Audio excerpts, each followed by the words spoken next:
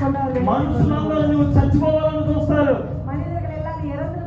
మనుషులందరూ నువ్వు ఎండిపోవాలని చూస్తారు. మనుషులందరూ నువ్వు పాడైపోవాలని చూస్తారు. మనుషులందరూ నువ్వు పాడైపోయే పరిస్థితులనే చూస్తారు. నా యేసు నీలో ఇంకా మిగిలి ఉన్న జీవాన్ని చూస్తాడు. యాయిరు కుమార్తె చచ్చిపోయిందని అందరూ చెబుతుంటే, యాయిరు కుమార్తెగా పనికిరాదని అందరూ చెబుతుంటే, యాయిరు కుమార్తెగా లేచి కూర్చోలేదని అందరూ చెబుతుంటే, యేసు వచ్చంటున్నాడు ధైర్యంగా, ఆమె మరలా బ్రతికిద్దంటున్నాడు. ఆమె మరలా లేచి నిలబడిద్దంటున్నాడు. ఉపయోగపడిన ఆవిడ మరలా ఉపయోగపడిద్దంటున్నాడు. ఇదే పరిస్థితిని మనం అపోస్తల కార్యముల గ్రంథం 20వ అధ్యాయంలో కూడా చూడొచ్చు. ఇదే అపోస్తల కార్యத்தை 20ஆம் அதிகாரத்தை நாம் பார்க்கலாம். త్రోయ అనే పట్టణంలో 3 అంతస్తుల మందిరం ఉన్నది. ఆ త్రోయ என்ற పట్టణத்திலே 3 அடுக்குல இருக்கிற ஒரு மந்திரம் இருக்கிறது. కిటికీలో కూర్చొని 5 కింద పడి చచ్చిపోయాడు. அங்க ஜன்னல்ல உட்கார்ந்து 5 பேர் கீழே இறந்துட்டாங்க. అక్కడ ఉన్న యూదులందరూ పౌలు గారు ప్రసంగం చేస్తుంటే ముందుగానే దిగి వచ్చారు. అక్కడికి యూదులు పౌలు ప్రసంగిக்கும்போது முன்பதாக அவர் வீட்டுக்கு வந்தார்கள். చూడండి అపోస్తల కార్యముల గ్రంథం 20వ అధ్యాయం 7వ వచనం చదవండి, మీకు అర్థమైంది. అపోస్తల 20:7 படிங்க உங்களுக்கு நன்றாக புரியும். 10వ వచనంలో ఈ విధంగా రాయబడి ఉంటుంది. 10వ వచనంలో எப்படியா எழுதப்பட்டிருக்கோ, అందరూ వచ్చి చెప్తారు, అయ్యా ఈ 5 చచ్చిపోయాడని అందరూ ఎత్తేసారు శవాన్ని. అయ్యా எல்லாரும் இறந்துட்டாங்கன்னு சொல்லிட்டு அந்த பிணத்தை எடுத்துட்டாங்க, கையில எடுத்துకొన్నారు. అపోస్తలుడైన పౌలు వచ్చి మాట్లాడుతున్నాడు. అపోస్తలుడైన పౌలు ఇది சொல்லிக்கொண்டிருக்கிறார். అతనిలో ఇంకా ప్రాణం ఉన్నదన్నాడు. அவனுக்குள்ள இன்னும் జీవం இருக்கிறது என்று దేవునికి స్తోత్రం. గట్టిగా దేవునికి స్తోత్రం చదువుదామా. కొందరు ముఖాలు చూస్తుంటేమో పెట్టబుద్ధి అవుతుంది, కొందరు ముఖాలు చూస్తుంటేమో కొట్టబుద్ధి అవుతుంది అన్నట్టు పరిస్థితి ఇప్పుడు. சில முகங்களை பார்க்கும்பொழுது குடங்கள் சொல்லப்பட்ட சில முகங்களை பார்க்கும்பொழுது அடிங்கன்னு சொல்லப்படுகிறது போல இருக்கிறது. ముసుగుల్లో 3 రకాలు ఉన్నాయంట. ముక్కాటిலே 3 విధங்கள் இருக்கிறது. బాగా ముందుకు ముసుగేసారంటే పడుకున్నారని అర్థం అంట. ముప్పదాకా పోట్టుకున్నా తూங்கிட்டாங்கன்னு అర్థమా. నువ్వు ఏదైనా చెప్పుకో బాబు, నువ్వు ఏదైనా చేసుకో, మాకు నీతో సంబంధం. நீ என்ன சொன்னாலும் பரவாயில்ல, உங்களுக்கு எங்களுக்கு எந்த சம்பந்தம் இல்லைன்னு சொல்லுவாங்க. సగానికి ముసుగేసుకున్నారంటే బాగా ఉన్నాం, తొందరగా ఖాళీ అని అర్థం అంట. நாங்க நல்லதா இருக்கோம், பால் வரைக்கும் முக்கால் போட்டுருந்தாங்கன்னா சீக்கிரமா முடிச்சிருங்க. అసలు ముసుగు పోయింది అనుకోండి, ముసుగు తీసేసారు అనుకోండి, முழுவதுமா போயிடுச்சுன்னு வச்சுக்கோங்க, అయిపోయిందిరా బాబు ఇక ఆపేయని అర్థం అంట. முடிஞ்சிருச்சு, இது ஸ்டாப் பண்ணுங்கன்னு அர்த்தம். நான் அப்படி பண்ணப்பா, இது வழி பிடிச்சப்பா. యేసుక్రీస్తు ప్రభువుని తెలుసుకుంటే నీలో ఉన్న మరణాన్ని ఆయన చూడడు. యేసుక్రీస్తువై నువ్వు చేర్చుకున్నా ఉనకున్న మరణ పరిస్థితుల్లో ఉన్న నీలో కూడా జీవాన్ని పుట్టించి నిన్ను మరలా జీవింప చేయగలిగిన సమర్థుడు ఆయన. మరణத்தில் இருக்கிற உனக்கு மீண்டுமாய் ஜீவனை கொடுக்க. బిడ్డ, నీలో ఉన్న చిన్న జీవము చాలా ఆయనకి. చిన్న జీవన అవరికి ఆ జీవాన్ని మరలా పుట్టించి నిన్ను మరలా బ్రతికించ చేయబడి నీవు అంతకు ముందు జీవించినంత జీవితము కంటే మరలా రెట్టింపు కలిగిన జీవితాన్ని నీకు అనుగ్రహించగలిగిన వాడు ఆయన. చిన్న జీవన இருக்கிற உனக்கு அவர் பெரிதான జీవனை கொடுத்த రెట్టింపాன ఆశీర్వాదాన్ని ఇస్తారు. రెండవది, యేసును చేర్చుకున్నందువల్ల యాయిరు పొందిన మేలు ఏమిటంటే, இரண்டாவது யாவீரு பெற்றுக்கொண்ட அற்புதத்தின் அடையாளம் என்னவென்றால் ఆయన యొక్క స్పర్శ, அவருடைய தொடுதல், ఆయన యొక్క చేతి తాకిడి, அவருடைய கை தொடுதல். ఆయన చేతి తాకిడిలో ఒక గొప్ప అద్భుతం ఉన్నది. அவருடைய கை தொடுதல் ஒரு பெரிய అద్భుతంగా. ఆయన చేయి ముడితే அவருடைய கை தொடுதலே నువ్వు చూడలేని గొప్ప కార్యాలు నీ కుటుంబంలో నువ్వు చూస్తావు. அவருடைய தொடுதல் தான் உன்னுடைய యాయిరు కుమార్తె ఎప్పుడైతే దేవుడు పట్టుకున్నాడు, யாவீரு కుమార్తె எப்ப தேவன் தொட்டாரோ, దేవుని స్పర్శ ఎప్పుడైతే యాయిరు కుమార్తెను తాకిందో, దేవునుடைய కరం எப்பொழுது யாவீரின் மகளை தொட்டதோ, యాయిరు కుటుంబంలో అంతకు ముందు లేని చరిత్ర మరలా తిరగరాయడం మొదలు పెట్టింది. மீண்டுமாய் மரித்த போது அந்த மகளுடைய வாழ்க்கையில மீண்டுமாய் எழுதுவாய் மாற்றப்பட்டது. లూకాసు వార్త 11వ అధ్యాయంలో మనకు కనబడుతుంది నాయను విధవరాలు. நாயின் விதவை నాయను విధవరాలు యొక్క కుమారుడు చచ్చిపోయాడు. நாயினுடைய விதவையின் மகன் 11ஆம் அதிகாரத்துல இறந்து போயிருப்பான். చనిపోయి తీసుకుని వెళ్ళబోతున్నాడు. மரித்து அவர்களை எடுத்துக்கொண்டு போகும்போது యేసుక్రీస్తు ప్రభువు వచ్చి ముట్టాడు. యేసుక్రీస్తు அவரை தொட்டார். శవము శ్మశానముకు వెళ్తున్న ఆ యొక్క పాడి మీద నుంచి లేచి కిందకు దూకి அந்த పరిగెత్తాడు. பாறையிலிருந்து அந்த மரித்த மனிதன் எழுந்து குதித்து தேவனுடைய యేసు యొక్క హస్త నిక్షేపణ నీకు తాకితే, இயேசுவோட கரம் வஸ்திரத்தை ఆ தொட்டார். యొక్క హస్తము నీ మీదకు వస్తే, அவருடைய கரம் உன் மீது வந்தார். ఆ చెయ్యి నీకు తాకితే அவருடைய கரம் உன்னை தொட்டது. నీ చరిత్ర తిరగరాయబడుతుంది. உன்னுடைய சரித்திரம் மாற்றி నీ எழுதப்படும். చరిత్ర పుస్తకం మార్చబడుతుంది. சரித்திரம் மாற்றி ఎవరు ఎవరు నిన్ను ఆపలేడు ఇక.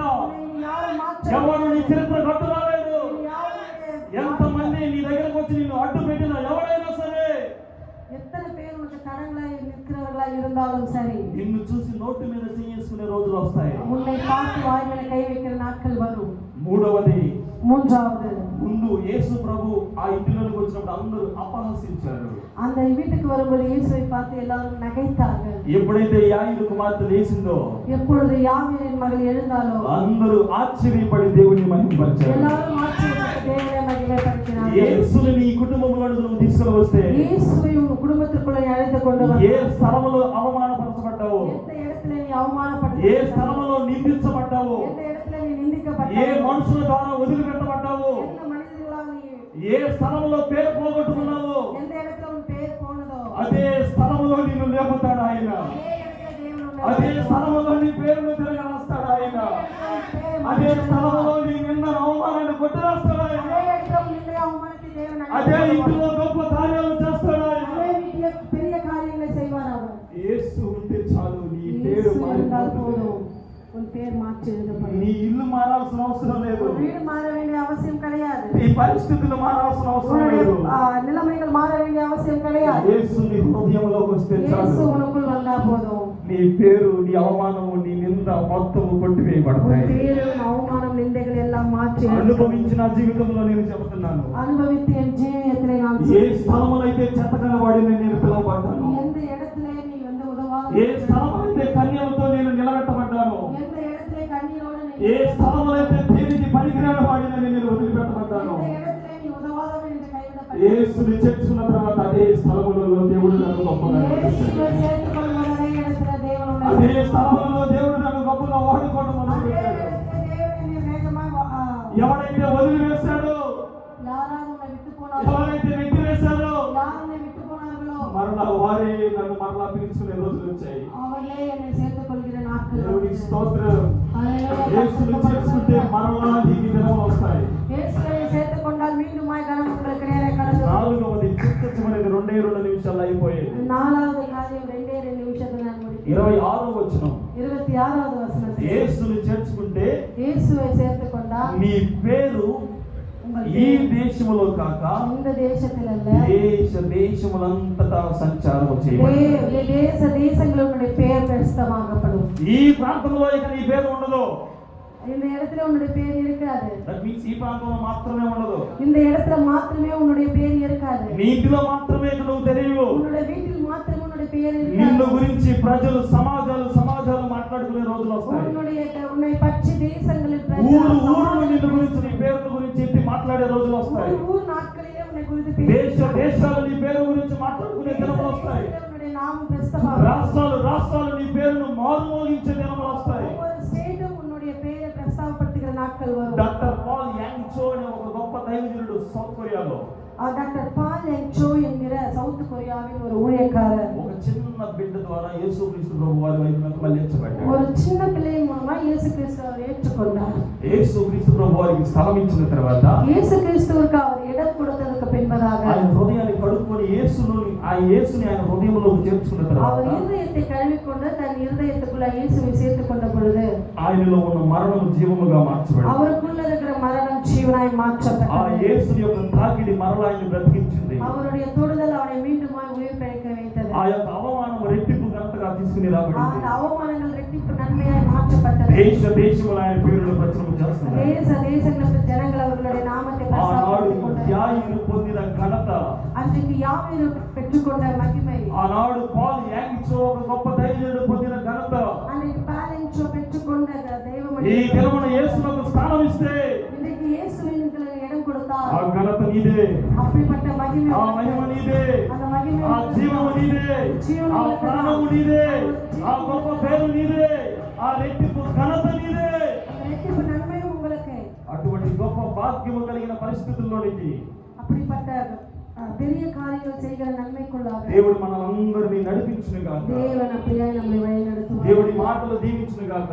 கர்த்தரின் வார்த்தை అందరూ వీలైతే మోకాళ్ళ మీద మోకరించి ఒక నిమిషం ప్రార్థన చేద్దాం. எல்லா முழங்கள் படிவிட நான் சொல்லிடுவோம். త్వరగా మోకరించుదాం. పరిశుద్ధ దేవానికి స్తోత్రం. ప్రతి ఒక్కరు కూడా మనసు ఆయన సన్నిధిలో రెండు చేతులను పైకెత్తి నోరు తెరిచి ఆయన సన్నిధిలో అడుగుదాం, అయ్యా నీ సన్నిధికి వచ్చిన యాయిరు, నిన్ను చేర్చుకున్న యాయిరు కుటుంబంలో ఉన్న కల్మషము తొలగించబడిన తర్వాత ఆయనలో మరణము పోయి జీవము తీసుకుని రాబడింది. ఆయనలో ఉన్న ప్రాణము పోయే పరిస్థితులు పోయి మరలా జీవింపబడే పరిస్థితుల్లోకి తీసుకుని రాబడ్డాడు. ఎక్కడైతే అవమానించబడ్డాడో అక్కడే ఆశ్చర్య కార్యములను చూసే ఇల్లుగా చేశావు. ఆ స్థలములోనే ఉన్న యాయిరు దేశమంతా మాట్లాడుకునే విధముగా నువ్వు మార్చావు. అటువంటి గొప్ప బాధ్యత మా కుటుంబాలు కూడా కావాలి. బిడ్డ దేవుని దగ్గర అడిగి దినమున దేవుని సన్నిధిలో మొరపెట్టు. అడుగు వారికి ఆయన అడుగు వాటి కంటేను ఊహించు వాటి కంటేను గొప్ప అత్యధికమైన మేలు చేయగలిగిన వాడు ఆయన. క్రీస్తు యేసు మహిమైశ్వర్యం చెప్పిన ప్రతి అవసరమును తీర్చగలిగిన వాడు ఆయన. అడిగితే ధారాళముగా సమృద్ధిగా నీకు అడిగిన అత్తరకు కొలది అనుగ్రహించగలిగిన వాడు ఆయన.